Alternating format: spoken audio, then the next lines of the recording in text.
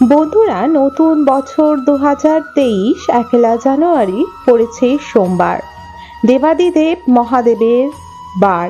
আর এই দিন নতুন বছরে যদি আপনারা দেবাদিদেব মহাদেবকে পূজা দিয়ে এই 5টি কাজ শুরু করেন, তাহলে আপনার জীবনটি পুরোই সুন্দর হয়ে চলবে। দেবাদিদেব মহাদেবের ছত্রছায়ায় চলবে। ওনাকে নিজের একদমই পরিবারকে শরণাপন্ন করে দিন ওনার চরণে, এবং দেখুন তারপরে সাকসেসের পর সাকসেস, আয়, উন্নতি, ধন দৌলত, সুখ শান্তি বজায় থাকবে। ঘর থেকে নেগেটিভিটি দূর হবে এবং অকাল মৃত্যু দূর হবে।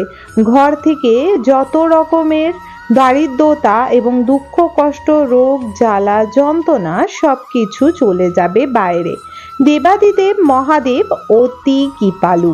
বলা হয় দেবাদিদেব মহাদেবের ভোলানাথ বা ভোলে বাবার নামটি এসেছে। উনি এত ভোলা, এতই সরল যে ওনাকে একটি বেল্লপত্র দিয়ে পূজা করলে উনি সেই ব্যক্তির মনস্কামনা পূর্ণ করে এবং সঙ্গে সঙ্গে তথাস্তু বলে দেন।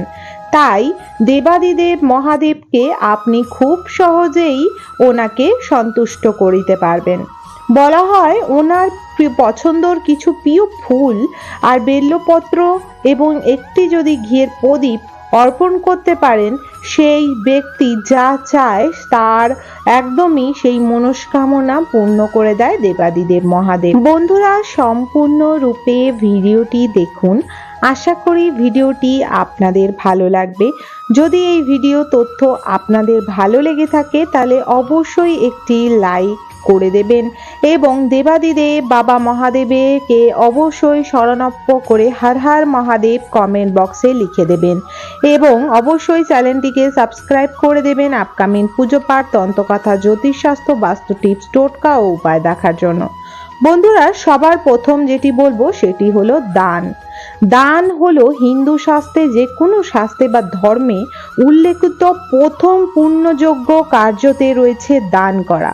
এই দিন অবশ্যই সকাল সকাল ঘুম থেকে উঠে ঘরের বাসি কাজ সারার পর অবশ্যই আপনি নিজের সাধ্যমতো ভগবানের পূজা পাঠ করার পর নিজের সাধ্যমতো অবশ্যই কাউকে, কোনো গরিব দুঃখীকে অন্ন বা কিছু অর্থ দান করতে পারেন, অথবা কোনো পোশাক, খাদ্য দান করতে পারেন।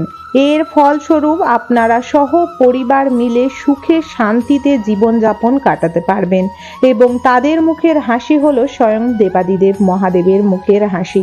বলা হয় গরিব দুঃখীদের সাহায্য করলে দেবাদিদেব মহাদেব অতি প্রসন্ন হয়।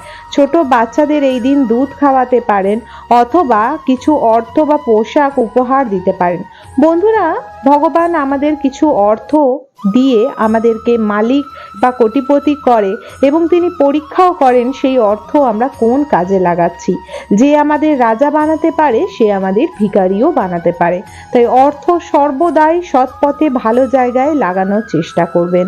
অর্থ সর্বদা সম্মান করা উচিত। বন্ধুরা, প্রথমত বলে দিলাম এই দিন অবশ্যই দান করবেন।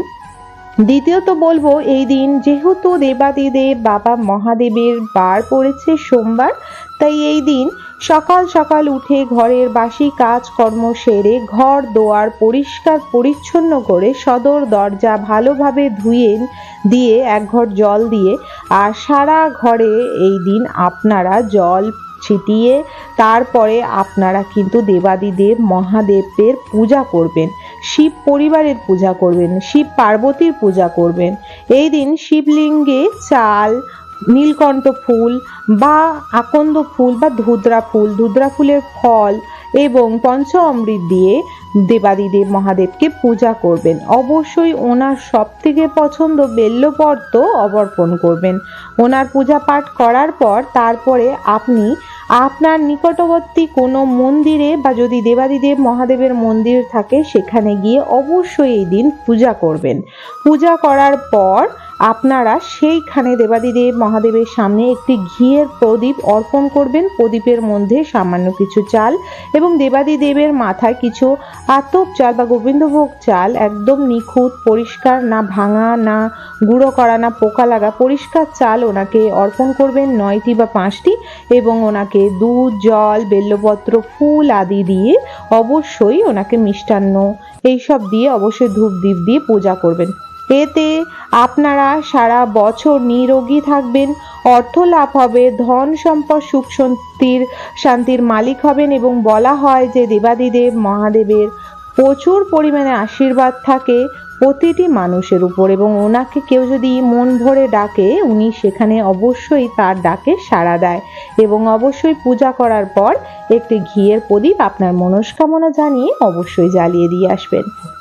বন্ধুরা, আপনার যদি কোনো ইষ্ট দেবতা থাকে বা আপনি কোনো দেবতাকে মন দিয়ে ভালোবাসেন, তাহলে তারপরে কিন্তু তার কাছে অবশ্যই এই দিন যান, তার মন্দিরে যান। যদি সম্ভব না হয় আপনি ঘরে তার পছন্দের কোনো ফুল দিয়ে তার ছবি বা মূর্তি যাই থাকুক সেখানে আপনি আপনার ঘরেই ডাকবেন।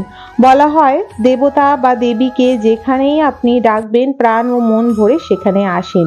তাই আপনার যেটি ভগবানকে ভালোবাসেন সেই ভগবানের মন্দিরে কিন্তু অবশ্যই এই দিন যাওয়া উচিত, তার আশীর্বাদ নেওয়া উচিত। যার শেষ ভালো তার সব ভালো, কিন্তু যার শুরুও ভালো তার সব ভালো, তাই শুরুটাও ভালো করেই করতে হয়। তৃতীয়টি বলবো, এই দিন অবশ্যই পশু ও পাখিকে খাবার দেবেন এবং জল দেবেন। আপনার ঘরের আশেপাশে কুকুর, পাখি এবং গরু, এদেরকে এই দিন অবশ্যই আপনি কিছু রুটি, দানা, জল, সবজি, শাক, ফল খাওয়াতে পারেন। এতে আপনার রাহু, কেতু, শনি এবং প্রতিটি গ্রহ শান্ত হবে এবং দেবাদিদেব মহাদেবের অতি আশীর্বাদ সাথে সাথে লক্ষ্মী নারায়ণেরও কৃপা পাবেন। এই দিন অবশ্যই আপনারা সূর্যকে জল দেবেন। সূর্যকে জল দেওয়ার আগে অবশ্যই স্নান করে পরিষ্কার বস্ত্র ধারণ করে তামার ঘটে জল নিয়ে তার মধ্যে অল্প লাল সিঁদুর বা রলি মিশিয়ে লাল ফুল দিয়ে ওনাকে অর্ঘ্য দেবেন। এতে আপনার জীবনে সূর্য দেবতা এমন আশীর্বাদ প্রদান করবে, একটি বছর সূর্যর মতো আলোকিত হয়ে উঠবে, আপনার জীবন অন্ধকার মুছে দেবে। চতুর্থ, এই দিন গঙ্গা স্নান করতে হয়। গঙ্গা স্নান করলে সর্ব পাপ ক্ষয় হয়, সাথে আপনার সর্ব মনস্কামনা পূর্ণ হয়, আপনার জীবন অনেক উন্নতি হয়। কিন্তু যদি সম্ভব না হয় এই দিন আপনি স্নানের জলে গঙ্গা জল মিশিয়ে হর হর গঙ্গে বলে পূর্ব দিকে মুখ করে স্নান করতে পারেন। গঙ্গা মাকে যেখানেই শরণাপন্ন করা হবে গঙ্গা মা সেখানেই আসেন। বন্ধুরা, তারপরে বলবো আপনারা 5 নম্বর এই কথাটি মনে রাখবেন, এই দিন স্নান করার পর সদর দরজা খুলে রাখবেন, জানলা দরজা খুলে রাখবেন, সারা ঘরে গঙ্গা জল ছেটাবেন। যদি পারেন তার মধ্যে 1 চুটকি হলুদ বা শুধু গঙ্গা জল সারা ঘরে আপনারা ছিটিয়ে দেবেন।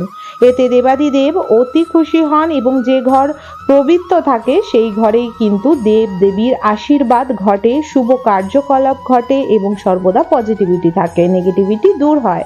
বন্ধুরা, এই দিন সন্ধেবেলায় বেল গাছের কাছে ঘিয়ের প্রদীপ, অল্প সামান্য চাল এবং একটি বাতাসার গুঁড়ো ফেলে নিচে পুষ্প দিয়ে বেল গাছের গোড়ায় একটি এবং একটি সর্ষের তেলের প্রদীপ, তার মধ্যে সামান্য তিল দিয়ে এবং তার মধ্যে অল্প গুড় বা হলুদ কালারের যে বাতাসাগুলো হয় গুড়ের বাতাসা সেইটি দিয়ে নিচে আপনারা অল্প সামান্য তিল বা ফুল দিয়ে এই প্রদীপটি পিপল গাছের গোড়ায় দিয়ে আসবেন, মানে অশ্বত্থ গাছের গোড়ায়। এতে দেবাদিদেব মহাদেবের সাথে সাথে মা লক্ষ্মীও খুশি হবেন এবং আপনার প্রত্যেকটি দেব দেবীর আশীর্বাদ বজায় থাকবে। বন্ধুরা, এই 7টি কাজ অবশ্যই আপনারা এই দিন করুন, এতে আপনারা প্রতিটি দেব দেবীর আশীর্বাদে ছত্রছায়া থাকবেন। ভগবানের কাছে আমি প্রার্থনা করি সব মানুষ যেন 2024-এ হাসি খুশি সহ পরিবার মিলে সুস্থ শরীরে এবং ভালোভাবে আর্থিক উন্নতি যেন হয়, সুস্থ শরীরে যেন থাকে, ধন দৌলত সুখ শান্তি নিয়ে যেন থাকে, সব ভগবানের কৃপা যেন প্রত্যেকটি ব্যক্তির উপরে থাকে।